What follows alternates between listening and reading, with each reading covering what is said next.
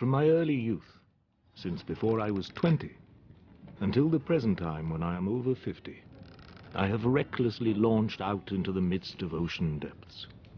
I have ever bravely embarked on the open sea, throwing aside all craven caution. I have poked into every dark recess. I have made an assault on every problem. I have plunged into every abyss. I have scrutinized every creed of every sect. I have tried to lay bare the innermost doctrines of every community. All of this have I done that I might distinguish between true and false, between sound tradition and heretical innovation.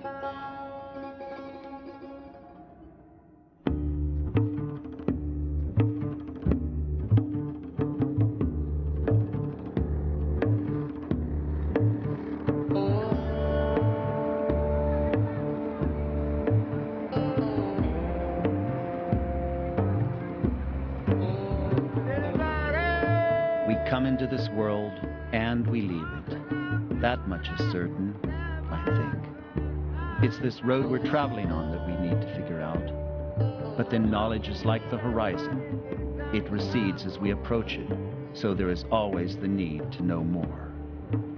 From Malibu to Mecca, and now Mashhad, I've been seeking my answers from philosophy and religion, and turned to the teachings of Islam.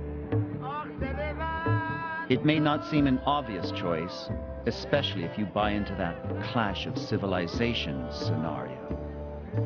But then with so much happening in the world today, things that I've taken for granted, how can I get to the bottom of it? Years before, I'd come across the writings of a man who'd lived nearly 1,000 years ago, but whose teachings resonated within me. He exerted a tremendous influence on thinkers in the East and the West, Muslim and non-Muslim alike. His life was devoted to probing the mysteries of existence, and by overcoming his own philosophical doubts and achieving spiritual illumination, he became a model for seekers of the truth everywhere. His name was Gazzali, and that's why I've embarked on this journey, to find out more about his life and his quest for ultimate reality.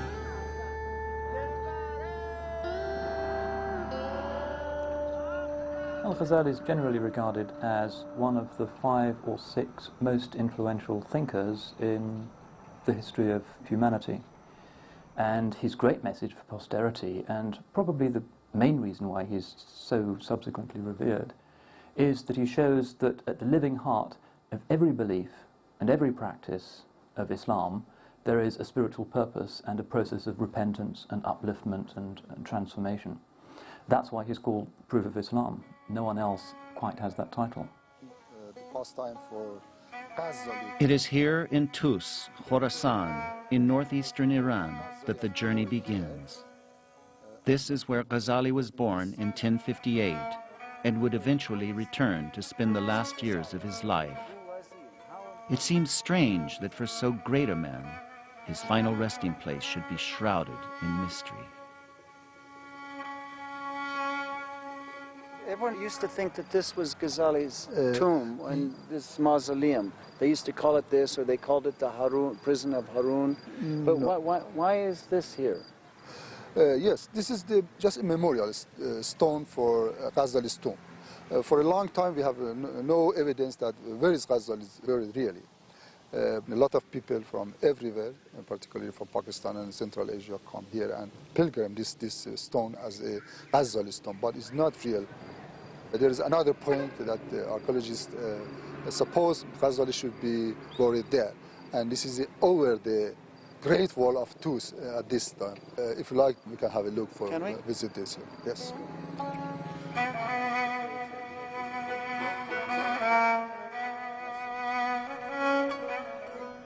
So this is where they think that Gazzali was buried?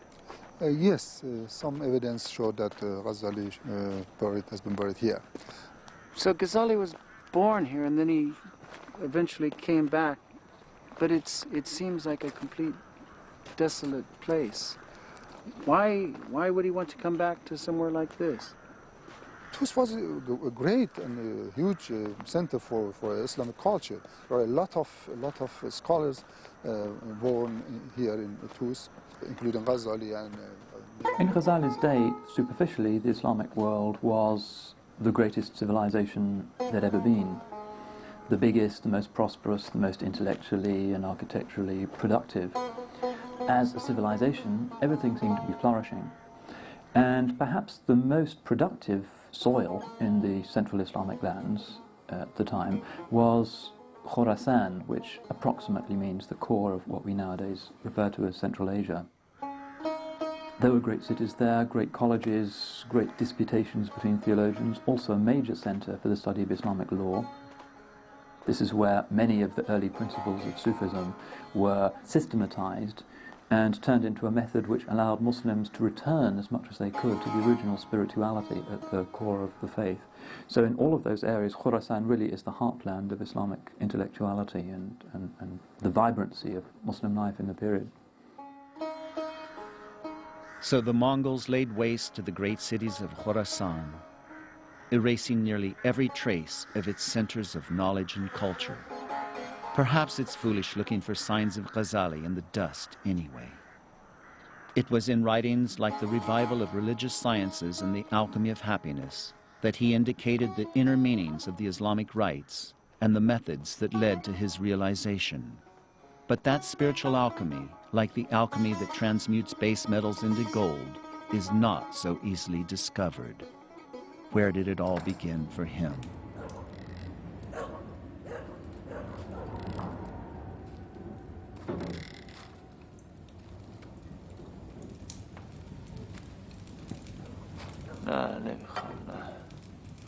As it is my self-proclaimed aim to be a seeker of truth, I need firstly to discover the foundations of certainty itself.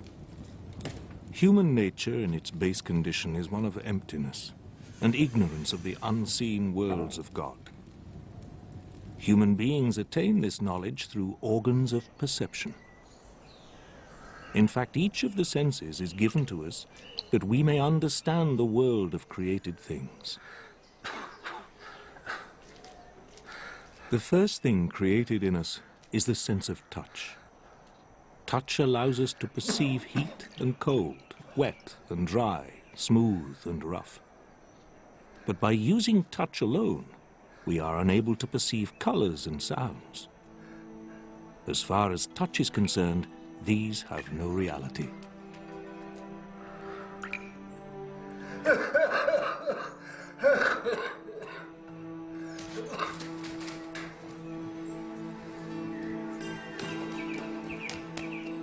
Next comes the sense of sight. Sight allows us to perceive colors and shapes. Sight is the most far-reaching of all the senses.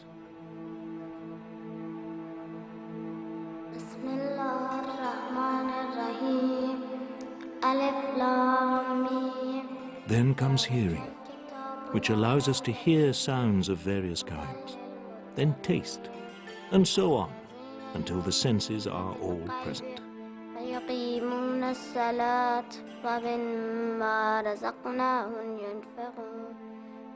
When we are about 7 years old, a power of discernment is created in us. This new step in our development permits us to understand more than just the world of the senses. At this point, we progress to a further stage.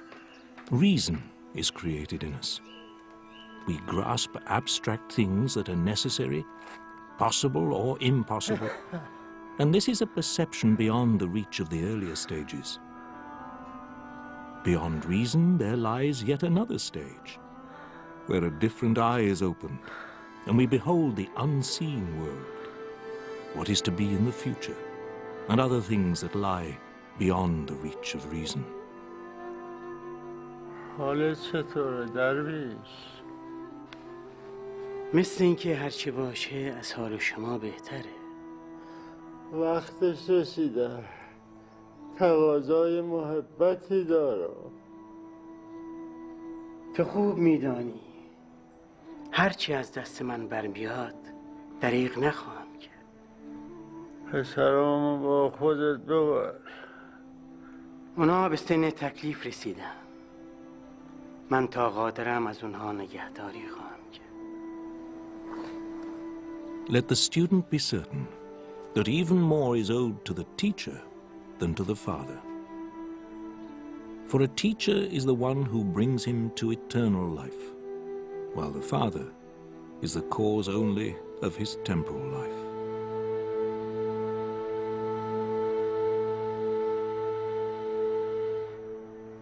The idea that the father of meaning, which is the teacher, is more important than one's actual biological father is an old theme, and Plato has Socrates telling us this in the Republic. What Imam al-Gazzali is pointing out here is the idea of the finite and the infinite, the idea of what ultimately comes to naught, what is perishing, and what goes on forever. And so this is the idea of learning those things that one needs for this infinite journey. Because what the Father gives you, he gives you life for this worldly journey. But he does not give you the means to get through the world.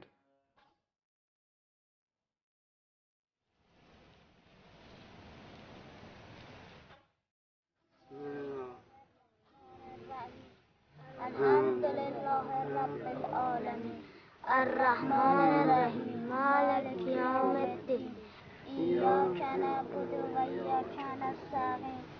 خدا بیامرزدش. نور چشمان من. پدر در لحظات قبل از مرگش شما را به من سپرد که تا آموختن علم راهنماتون باشه. اینجا محل مردگان. ما باید به سوی زندگی بریم. به سوی زندگی.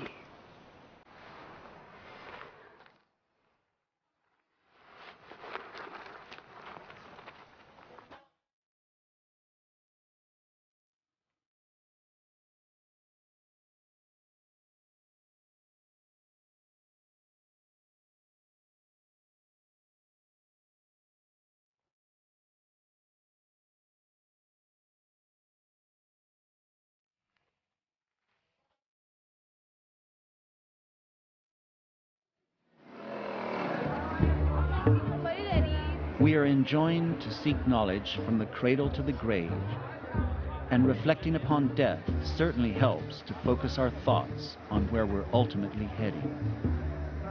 But with the distractions of the world pulling us in so many directions, it's easy enough to lose sight of what we should be preparing for.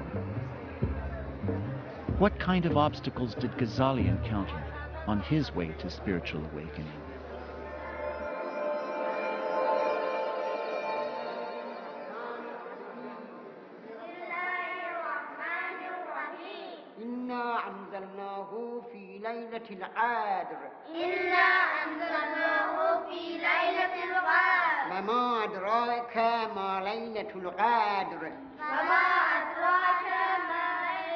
Although our Sufi guardian did his best to honor our father's request to care for my brother and myself, he was unable to do so for long. Soon, therefore, we became students at the madrasa. He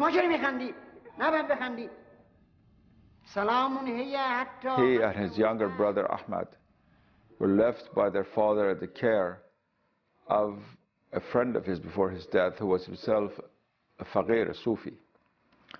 The one thing we want to read about is in his early years, he was very much devoted to formal studies. The younger brother was always interested in Sufism. And there was an aspect of bookishness about him, you might say, in his early years, which also, of course, made him a very great scholar later on. We had become students for the sake of something else other than God. But he was unwilling that it should be for the sake of anything but himself.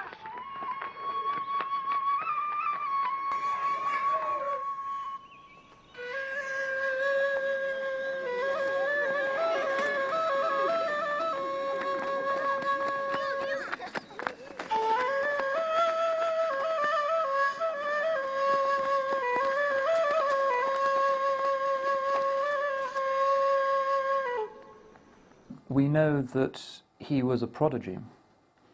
All the evidence indicates that he memorized the standard text at a very early age and exhausted the intellectual opportunities of his own town in his early teens, and then had to head off to the neighboring provincial capital of Nishapur, where he sat at the feet of Al-Juwayni, who was, in the eyes of many, the leading jurist and also theologian of the day.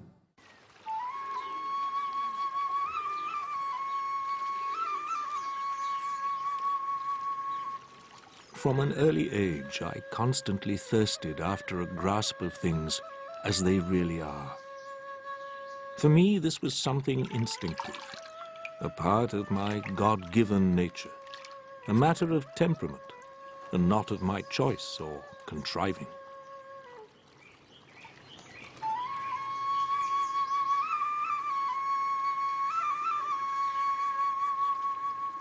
He is a voracious reader. He is somebody who wants to understand everything. He has an insatiable appetite for knowledge. He actually says about kalam, which is theology, he says that I did not write anything concerning theology until I had memorized 12,000 pages of the great theologians of Islam.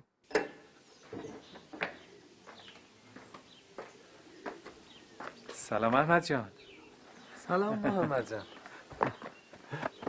چطوری برادر؟ شکر.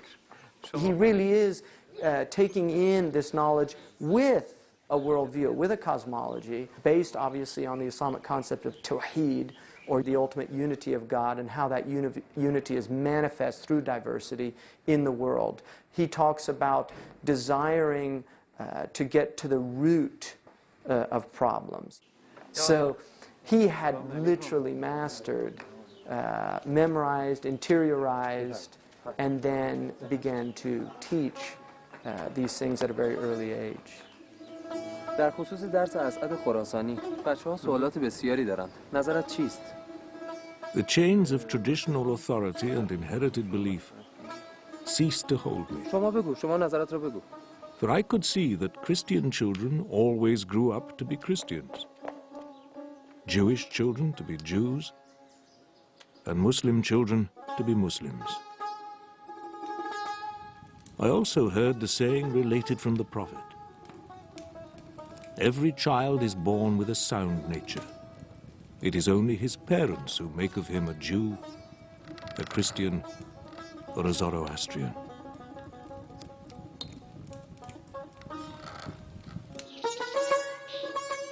Gazzali had observed that while certain external factors shaped the different forms that revelation and religious experience could take, at the heart of all of these is the divine existence, and it is in man's nature to seek this reality.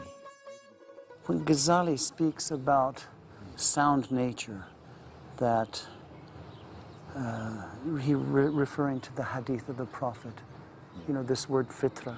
Can you explain to me what that actually means? Fitra means actually the nature, but as it is the primordial nature of man, is the fitra, man as was created by God. And if you ask what this consists in, one can say in love of God and worship of God. Man is created for that. Now, the highest worship, or the highest form of worship, is knowledge of God. And if serving God for humankind means knowing God, then it refers to the intellect God has given man so that he can know him. This knowledge, naturally, is the identification of the known and the knower. One can put it like that. Man is made for this union. And that is why I say his primordial nature. By nature, man is a worshipper, just as created by God. There is an inherent nature of God that God has given human beings, and that nature has been imprinted in us. And one of the things about this nature, and I think Imam al-Ghazali's life is a reflection of that, is that there is a gnawing pain in the soul, and it does not go away. And one of the tragic aspects of human existence is that when we remove God from our search, and whatever we call God, if the Buddhists talk about ultimate reality, ultimate concern, this is still approximating our understanding of God. God is ultimate concern. If we remove ultimate concern from our lives, we have to find substitutes. This is human nature. We will find substitutes to fill that hollow space within man, because man is essentially a hollow being. So how can we reconcile faith with reason?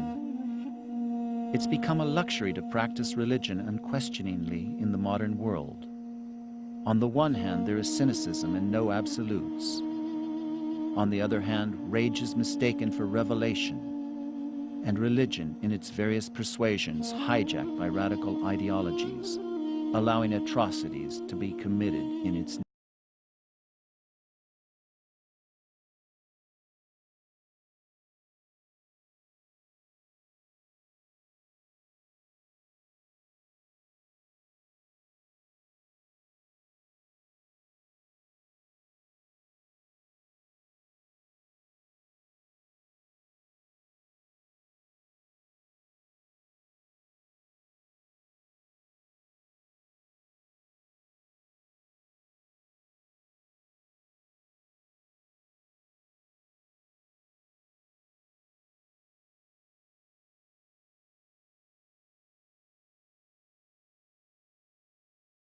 In his search for knowledge, Gazzali traveled to study under the leading theologians of the day.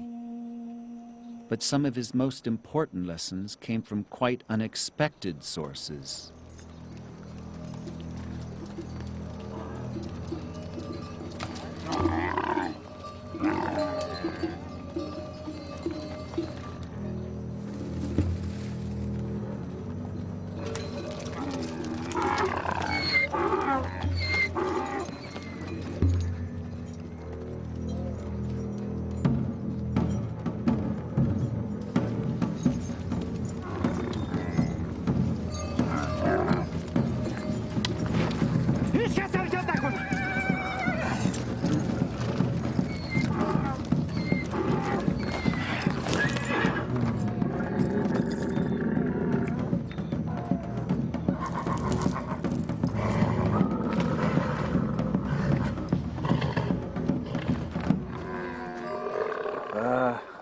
اینجا چیه ها؟ چیزی نیست. چیزی نیست. چی داریم؟ چیزی نیست. خواهش میکنم اینا رو به من برگردونید. این چیزی نیست. این کاغذهای بی‌ارزش چندان ارزشی ندارن ها؟ این تمام اندوخته من از سفر گرگانمه. تمام اون چیزایی که تو این چند سال از استادم یاد گرفتم، این همه چیز منه. از کافیه همه اینا رو ازت بگیرم تا دانشت پوچ بشه.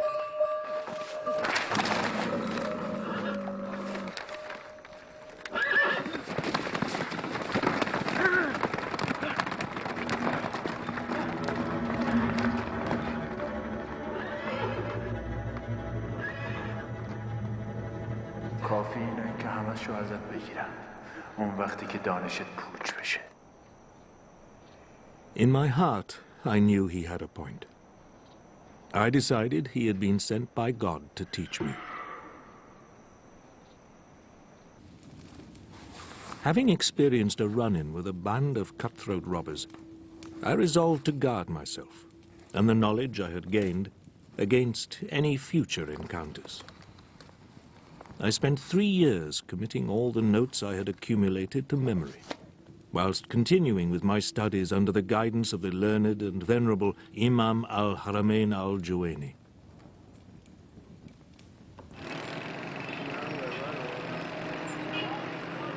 The world has always been fraught with dangers, and as Gazzali said, you only really possess what you can't lose in a shipwreck.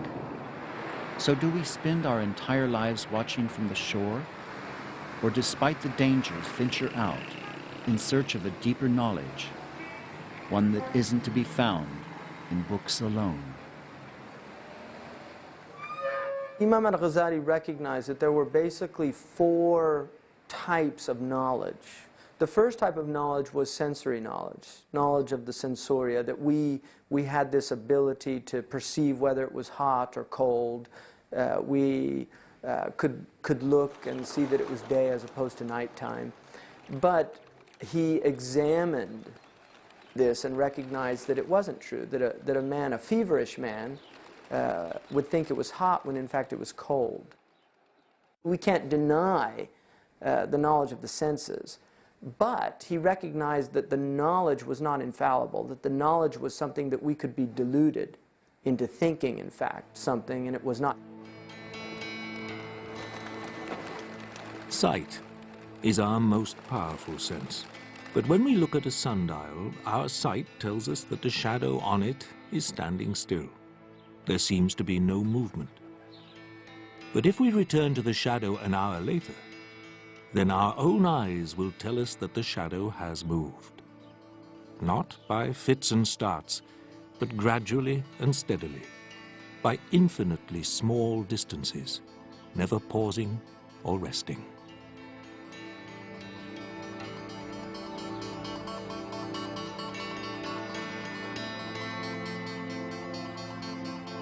The second type of knowledge that he identified was rational knowledge, the mathematical knowledge. And so what he did was he began to examine all of his rational knowledge, and he realized, and this is questioning a priori assumptions, which is very interesting. It is very modern. What he realized is that just as he had discovered that the sensoria were not infallible sources of knowledge, that the intellect could also be in a deluded state, that we could actually think something to be true and have reasoned it out, but in fact it wasn't. And he felt very comfortable with mathematics, which is interesting because the modern world, one of the few areas where the modern world feels comfortable is mathematics. So he felt comfortable with mathematics because he said, whether we're awake or asleep, 2 + 2 will always equal 4.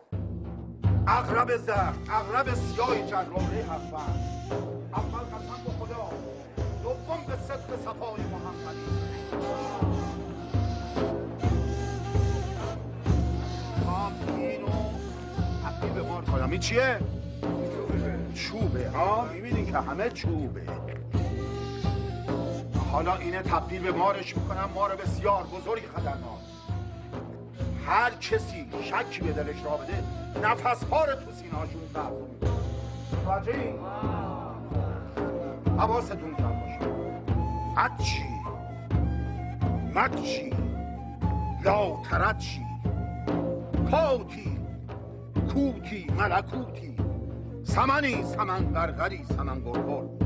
Certain knowledge must be infallible. This infallibility of a proposition means that no attempt to demonstrate its falsity can create doubt or denial.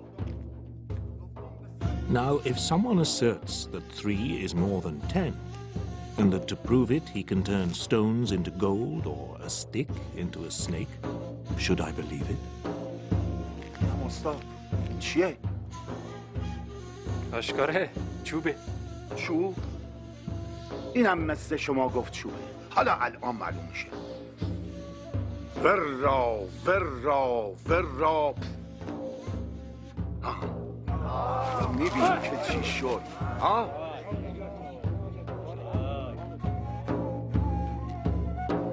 دیدی حالا؟ چی شد؟ یک مار.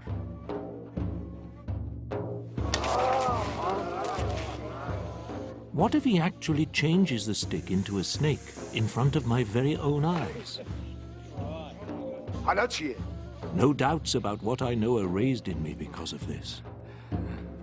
این کلک خوبیه، اما هرچی هست مار نیست. مار نیست. The only thing I am left wondering is how he managed to change a stick into a snake.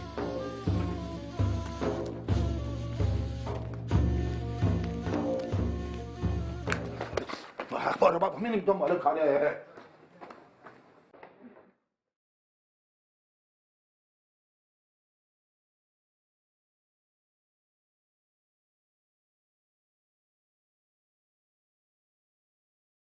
In our dreams, we are certain that what we see is real. Yet when we awake, we know that what we took to be an unquestionable fact was, in fact, illusion. So what proof can theology or philosophy give us to guarantee that our senses aren't also deceiving?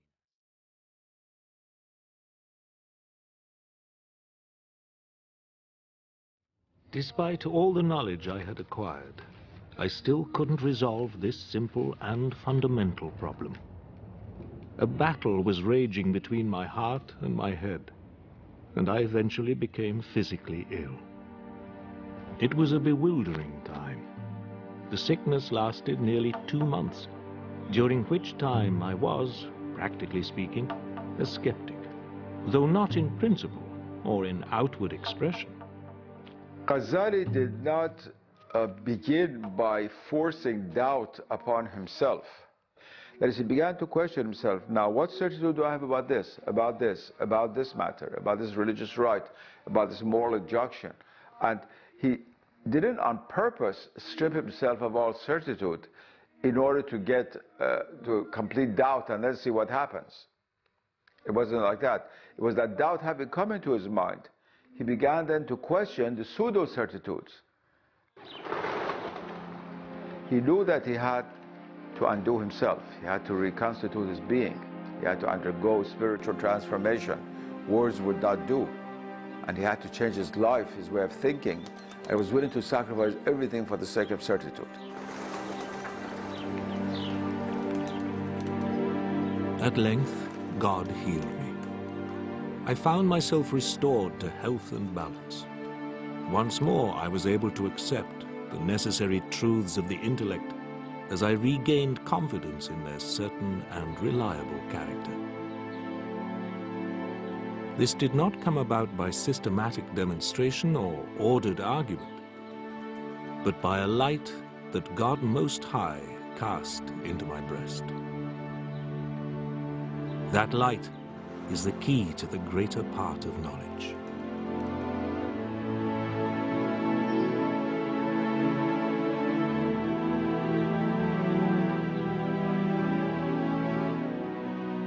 Gazzali was able and willing to give something up in order to receive illumination.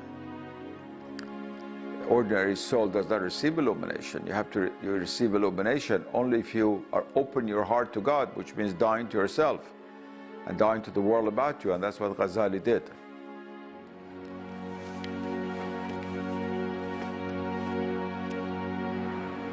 It was only through divine grace that Gazzali overcame his bout of skepticism, and we too must be open to the possibility of receiving a light of guidance. But with such darkness and confusion confronting us today, is it any wonder that it can be hard to see a way forward? Was the situation any different in Gazzali's lifetime? At the time of Imam al-Ghazali, authority was being questioned. Who has ultimate authority? The religious people did not recognize the secular authority, and these religious fanatics begin to kill those who they deem as obstacles in their path to achieving some type of religious sovereignty.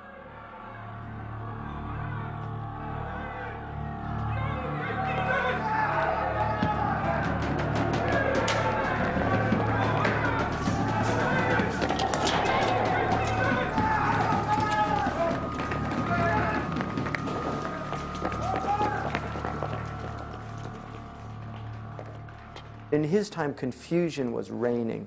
Confusion was everywhere. And I think most of us would agree in the modern world that we are living in very confusing times, difficult times, times that everything is being questioned, and nobody really can see a clear light. And I think that he was in these times, and that's why he's so extraordinary.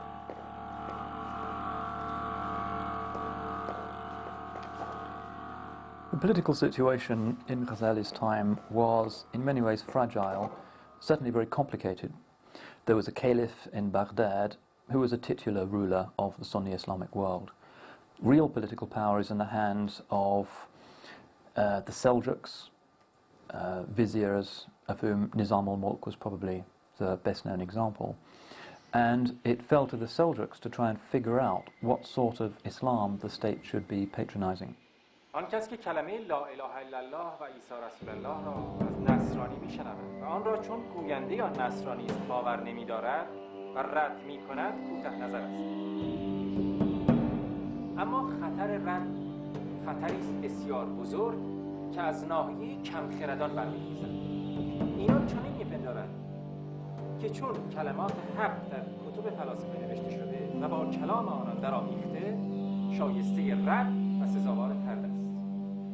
سخنان ایشان را هرچه و از هر که بشنوند چون سابقه معرفت حق در ایشان نیست رد می‌کنند و با این پندار همه آن سخنان را به خرد نارسای خیش خطا و باطل می‌انگارند. آن کس که نبوت را نپذیرد یقینا کافر است. حق با ایشان است. هر کس اصول دین را نپذیرد کافر است. اگر به این اعتبار کافر است مخالفت با گفته های حق او که به واقع هم حق است روا نخواهد بود. یعنی دانش شما به حدی رسیده است که روی حرف علما حرف میزنید؟ Gazzali repeatedly makes the point that one of the main veils that keeps people from seeing God is religious fanaticism. He says it doesn't matter too much which school of Islamic law you follow. There are different theological positions that it's valid to adopt. Try and be orthodox. In fact, it's necessary to be orthodox, but whatever you do, don't turn into some kind of zealot so that religion just becomes a way of feeling that you're better than everybody else and thereby veils you from God.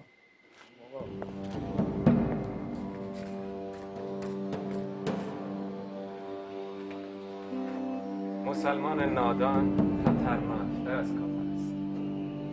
رویه نابخردان است که حق را به اشخاص میشناسند نه اشخاص را به حق. Many have seen Nizam al-Mulk as a kind of Machiavellian figure, patronizing certain forms of religion that he saw as being politically expedient. Certainly his politician's eye seems to have spotted in Gazzali an individual whose program could bring stability and unity to what was at the time a very fractured Islamic social and intellectual reality.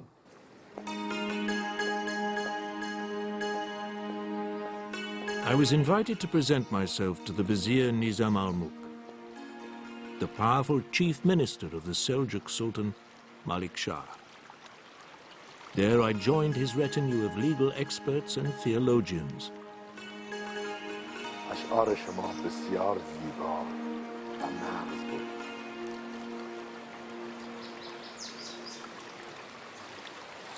ابو حامد محمد، عالم جوان، خوش آمدید. سلام علیکم.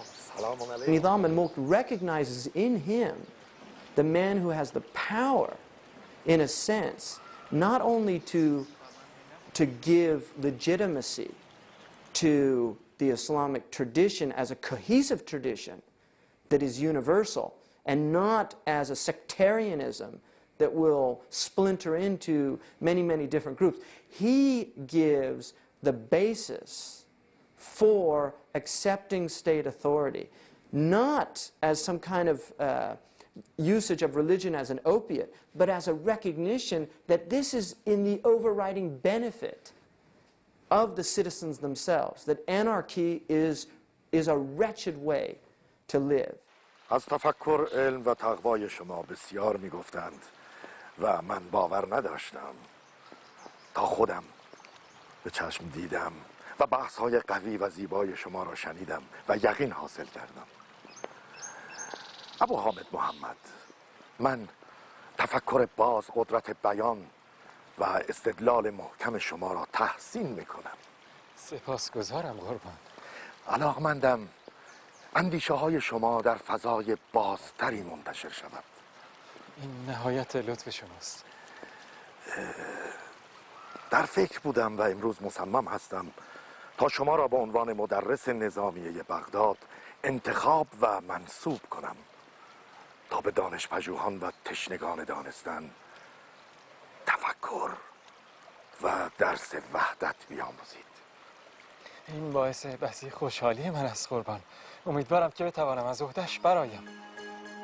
مطمئن هستم که از عهده برخواهید آمد. متشکرم قربان، سپاسگزارم.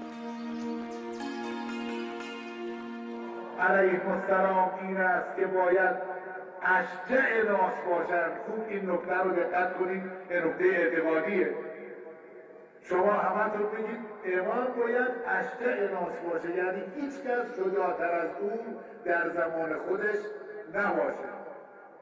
Theology was the rock and roll of the age, and Gazzali was a superstar, attracting hundreds of students who flocked to hear him expound on theology and jurisprudence. He himself said that a man who is being pursued by a ferocious lion doesn't mind whether it's a stranger or a famous individual who saves him. So why do people seek knowledge from celebrities? And what happens when the celebrity starts to believe his own publicity? There is a lot of evidence to suggest that Gazzali's extraordinarily stellar performance in the universities of his day went somewhat to his head. There he was, preaching from the pulpits of the most distinguished, venerated mosques in the Islamic world, with all of the great texts of Hellenic and Islamic civilization at his fingertips, producing books that were already amongst the intelligentsia bestsellers and clearly changing the trajectory of Islamic thought, with hundreds and hundreds of the best students anywhere in the Islamic world traveling thousands of miles to sit at his feet. أعوذ بالله من الشيطان الرجيم بسم الله الرحمن الرحيم السلام والصلاة على سيدنا ونبينا خاتم النبيين وسيد المرسلين محمد.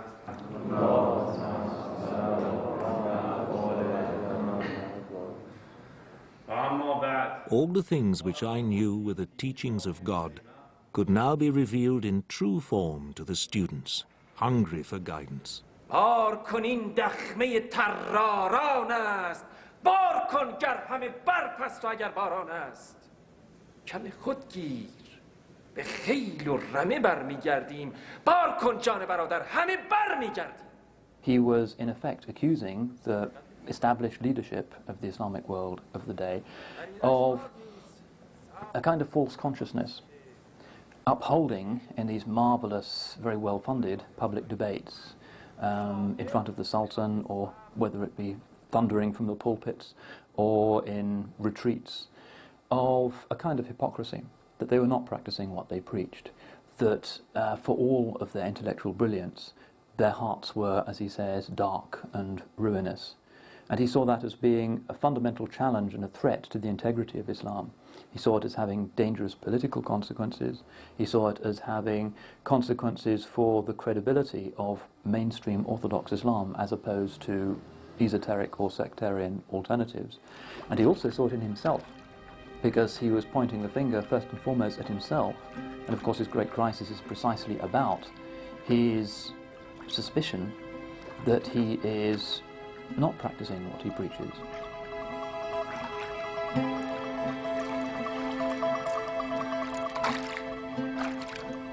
We are living in a time like his time, when religion had become stale, religion had become didactic, religion had become a dry practice of argumentation, dialectic debate amongst students.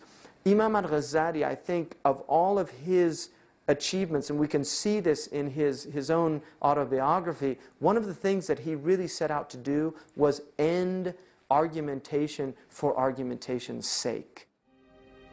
I was distressed by what was going on in the capital of the empire. I decided to speak out, and I condemned the hypocrisy of those surrounding the caliph. I was critical of Islam's religious and political leaders. I was determined to unveil the truth in its entirety.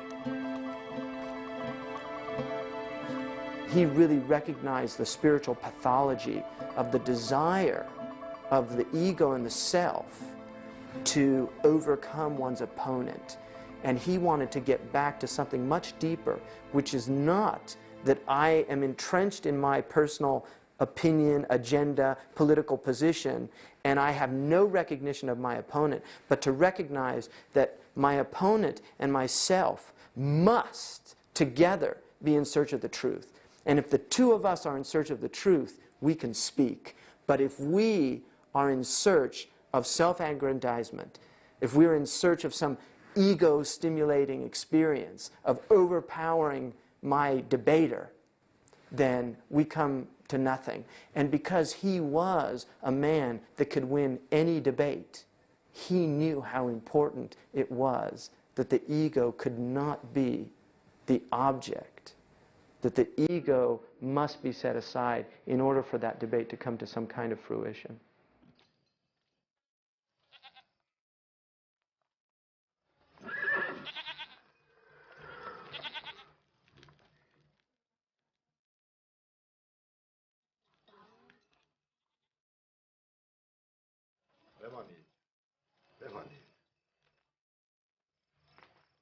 سلام علیکم. سلام علیکم. بفرمایید. سلام علیکم.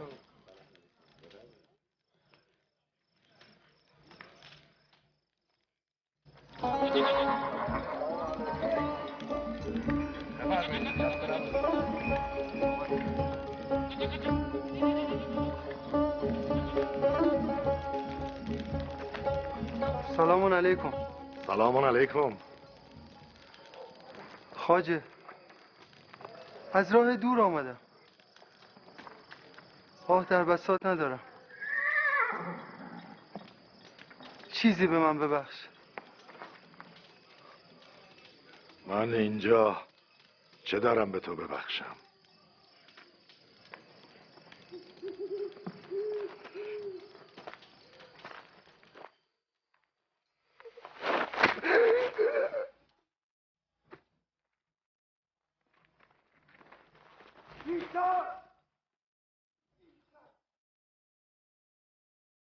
Kill one man, and you may well terrorize 10,000. But is this what we were created for?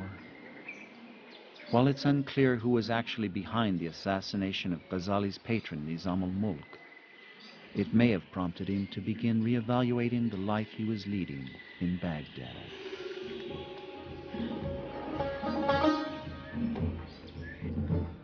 محمد بچه‌ها کجایید؟ Gazzali had a brother, Ahmad al-Gazzali, who went on to become a major poet and Sufi figure in Persian literature. The relationship between the two men must have been a complex one.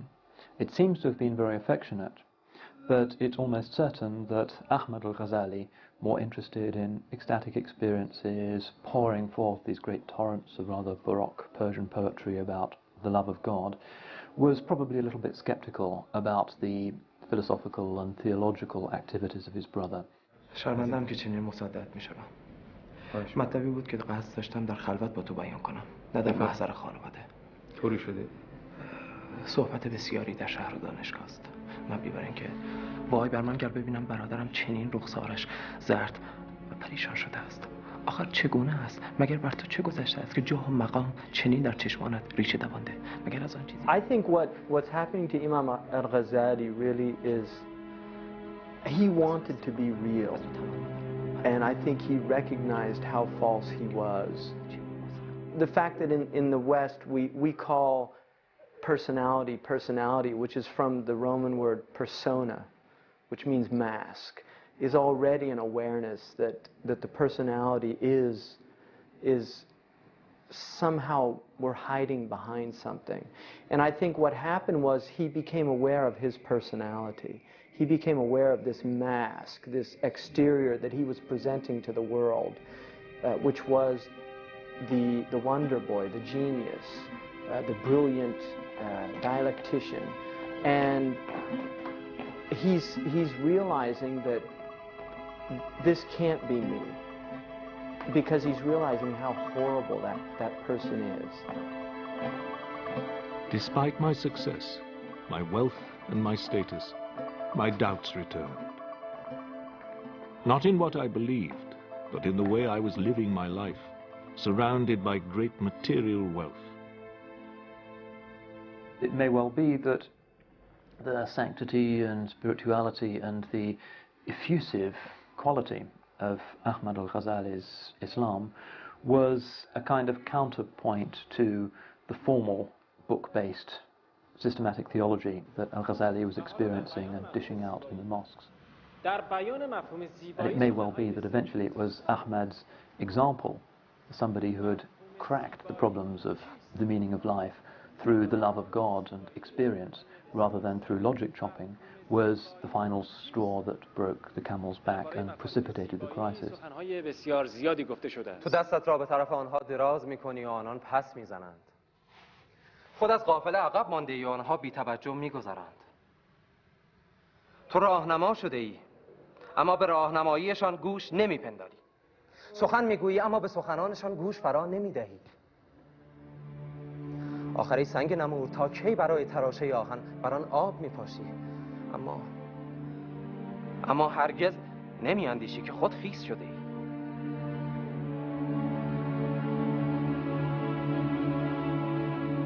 He came to a realization that all of this intellectual knowledge was in fact a very, very well camouflaged ignorance. And because he was ignorant of the most important thing, which was himself.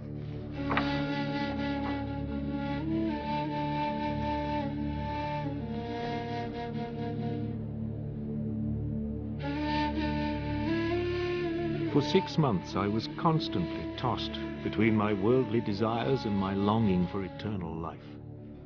In the end, the matter stopped being one of choice and became one of compulsion.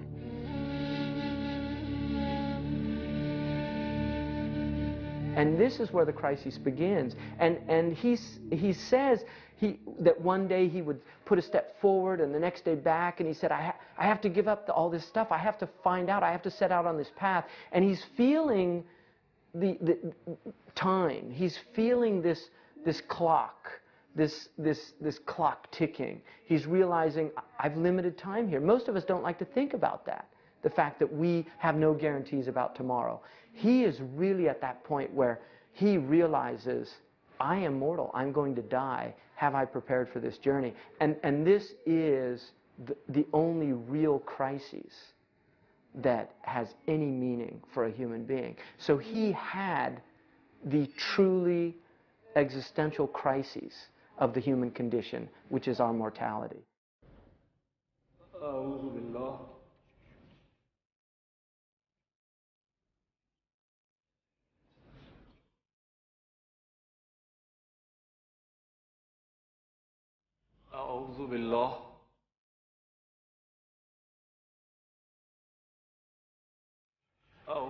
God caused my tongue to dry up, so that I was incapable of lecturing. Each day I'd try hard to teach so as to please my students, but my tongue wouldn't utter a single word, nor could I accomplish anything at all.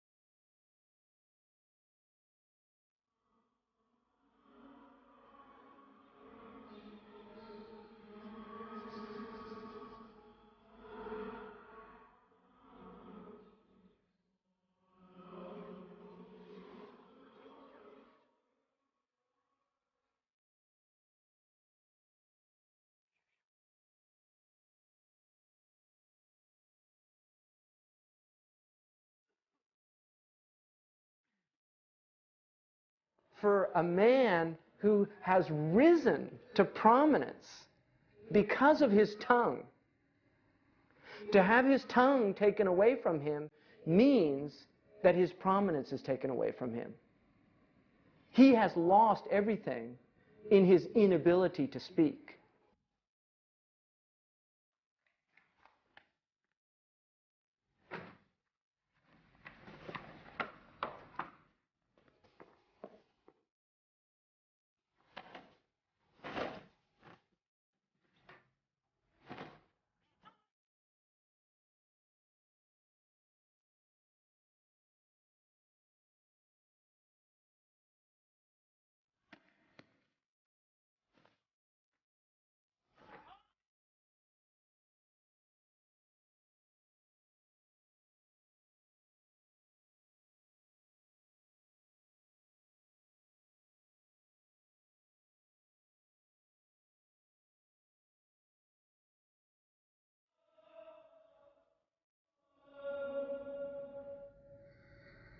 The crisis did not start with a physical illness, which would bring depression, you might say, in modern terminology.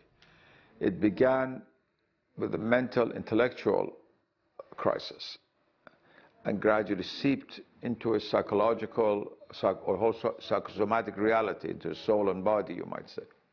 And it went from up down and gradually began to affect his habit of eating, his appetite, his sleep, and he fell seriously ill. فکر میکنم بیماری قلبی داره. ولی به نظر من مشکلش باید مغزی باشه. نه، مشکل از گردش خونشه. من که نمیتونم کاری بکنم. از دست منم کاری ساخته نیست. منم مثل شما کاری از دستم بر نمیاد. پس هر سه توافق داریم.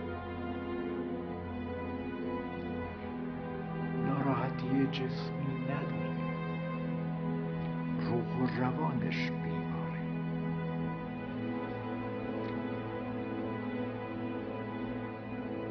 I examined my motives and realized that my work was not driven by a pure desire for the things of God.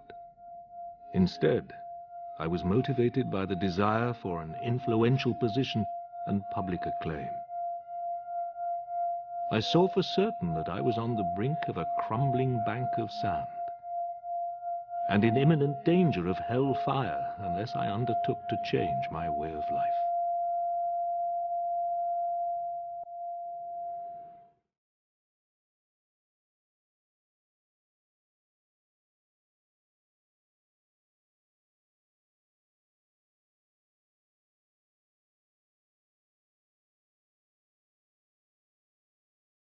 I knew that the Sufi way combines intellectual belief and practical action.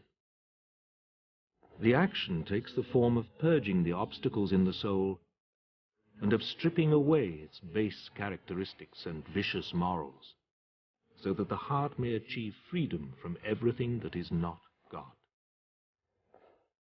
The intellectual belief was easier, but it became clear to me that what is most distinctive in Sufism cannot be grasped by study alone, but only by immediate experience, by ecstasy, and by a moral transformation. The Sufis were people not of words, but of experience. I had no hope of the next world, unless I could live a God-conscious life and withdraw myself from fruitless desires. Great religious figures transform society as much by who they are as by what they say. And it would be idle to attribute Gazzali's influence simply to the brilliance and clarity of the books that he left behind him. He was revered, it's very clear, as somebody who lived the reality of Islam and of Sufism, of Islamic spirituality, as somebody who was well on his way to being a saint. I have been able to do what my doctors couldn't do. Cure myself. And yet the cure is absolute. I have to give everything up. My position, my reputation, my home, and my family. He performed the act which made Gazzali Gazzali, and that's why we're speaking about him now 900 years later. That is, he left his position, his wealth, his family, the world, and disappeared.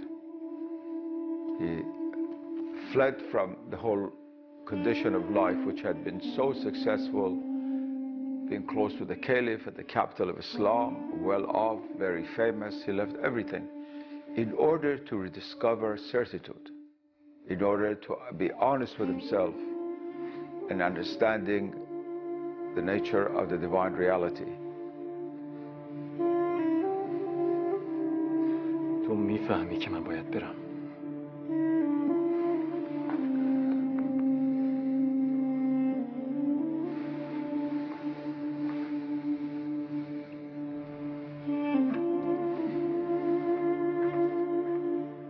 I gave to the poor what wealth I had, keeping only as much as would suffice myself and provide sustenance for my family.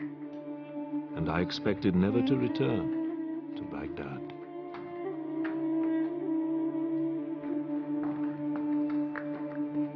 When you begin the inner journey within your soul, it's very good to also begin an outer journey in the world out there. It's not at all like modern tourism, in which you travel on the surface of your soul. No matter wherever you go, you come back the same imperfect person after having spent $10,000 and ruined the climate and the environment. It's not like that at all. But when one travels with consciousness, one realizes that one's home is not that particular street. One's place is that particular place. It's in God. A real traveling spiritually means that. And so traveling outwardly was considered to be a very good support for the traveling inwardly.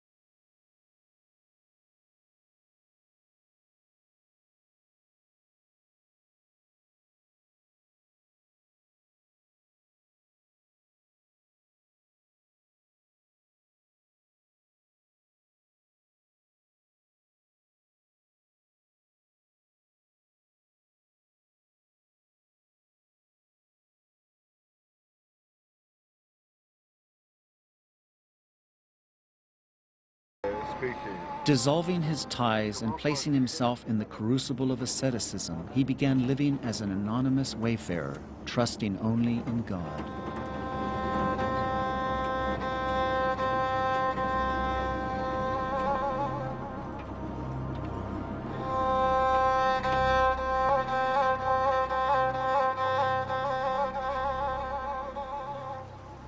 Publicly, I announced that I had resolved to set out on a pilgrimage to Mecca.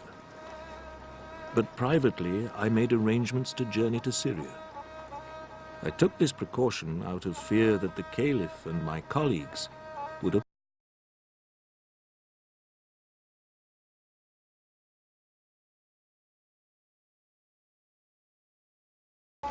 Al-Ghazali spends the best part of 10 years incognito.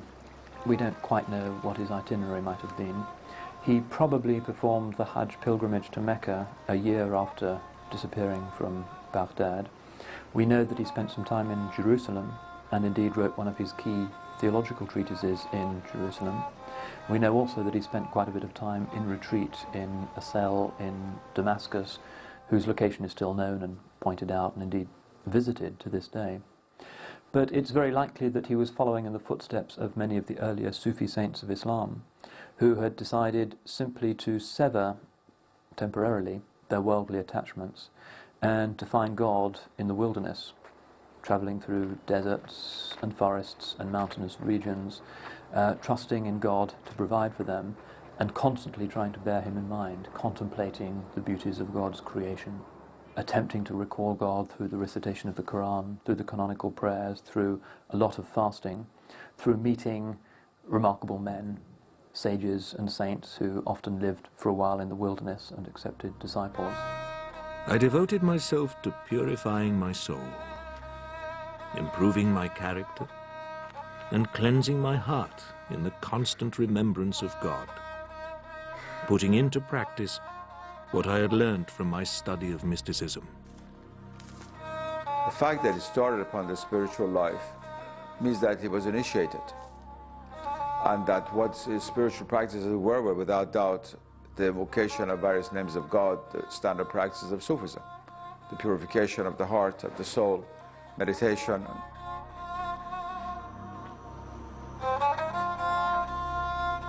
The Sufi path consists of certain practices, ways of thinking, ways of acting, and above all, ways of being.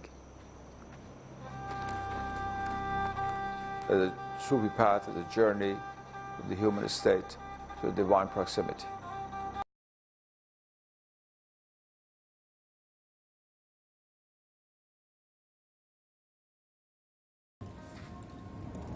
I stayed in Damascus for 2 years, doing nothing except cultivating obscurity and solitude, together with religious and ascetic exercises.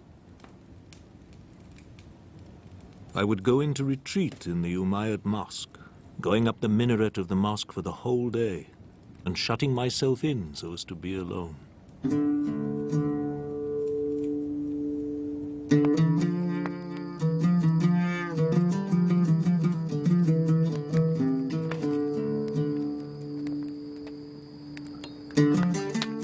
One of the things about the mystic path, or about this direct experience of reality, is that for Imam al-Gazzali, it is science. Because at the root of science, and this was well known in the Muslim world during his lifetime, which came much later from the Muslims to the West, at the root of science is the ability to replicate the experiment. If the experiment can be replicated, then we can get scientific results. He wanted to find out, does this indeed, these experiences that others have claimed, if I set out on this path, and he was an experimental scientist, if I set out on this path, can I replicate that journey? And he did it. And that's how he came to a certainty of it.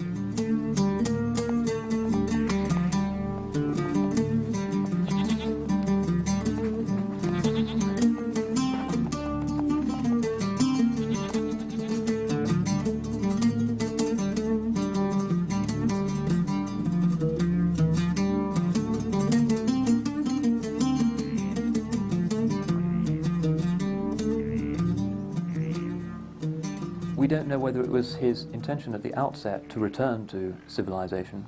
He probably didn't know. All he knew when he left Baghdad was that his spiritual circuits had fused. He had to get out. He had to try and find an answer to his crisis in his heart and in the recollection of God. During these times of solitude, there were revealed to me things innumerable and unfathomable. This much I shall say, so that others may be helped. I learnt with certainty that it is above all the Sufis who walk on the road of God. Their life is the best life. Their method, the soundest method. Their character, the purest character. It is in the practice of dhikr, or remembrance, that God is said to be mysteriously present in his name, and by this constant recollection we are able to draw nearer to the divine. This is the philosopher's stone with which Gazzali sought to purify his heart and transform himself. And it is this that I need to know more about. I'm doing this research on Gazzali, and I know that he spent years wandering. Yes. And presumably he was engaged in various spiritual practices. Could you tell us something about these and what the nature of them is? In Sufism, much emphasis is laid on the invocation of God. Not only in Sufism, in the Holy Quran, there are many, many verses in the Quran about remembering God. Religion itself is based on the remembrance of God. The more one mentions God and invokes God, the more the name becomes actualized in him. I mean, the very religious rites and practices are based on divine invocation. One can say that the gist, the foundation of all religious practices, and the surest way and the nearest shortcut. I mean, we have shortcuts to God, but the nearest shortcut to God is invocation.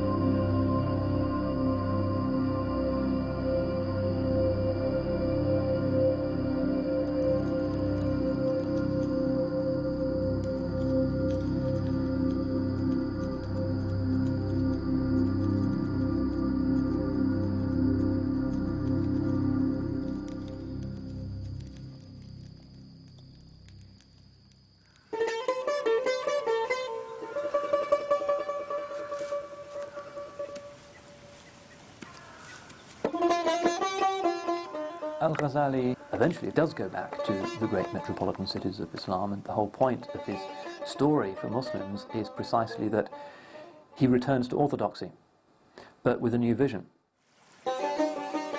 His vision is that the proof of Islam is an experience, what he calls dhawq, tasting the realities that lie behind the veils of physical existence.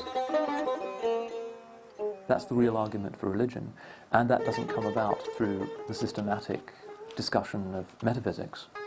It comes about through remembering God, purifying the intention, purifying the heart, and trying to open oneself up to an effusion from above.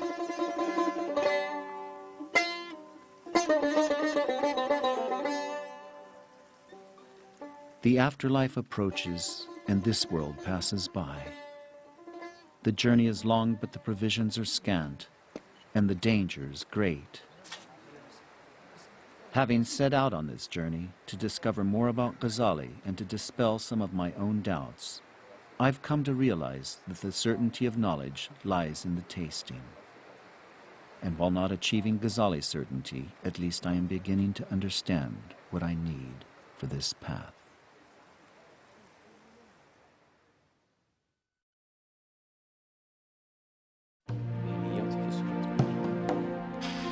As time passed, various matters, together with the entreaties of my family, drew me back to my homeland. And so I returned to it again, though at one time, nothing had seemed less likely.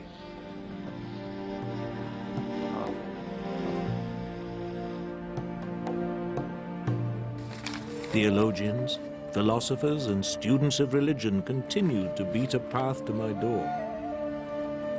I did not know what I still had to offer, but I tried to do what I could.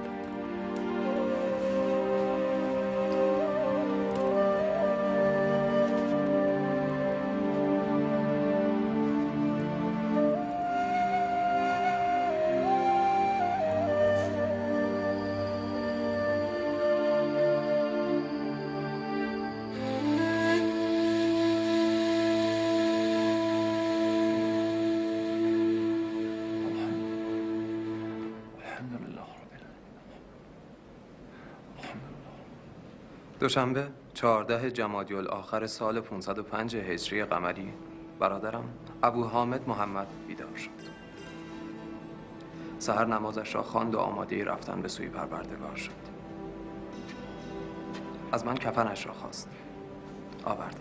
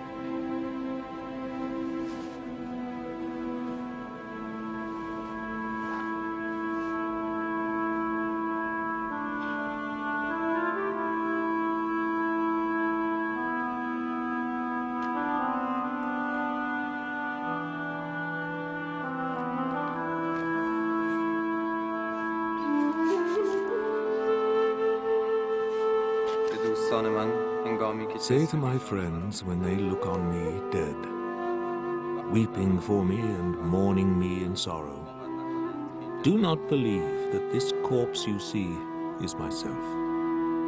In the name of God, I tell you it is not I.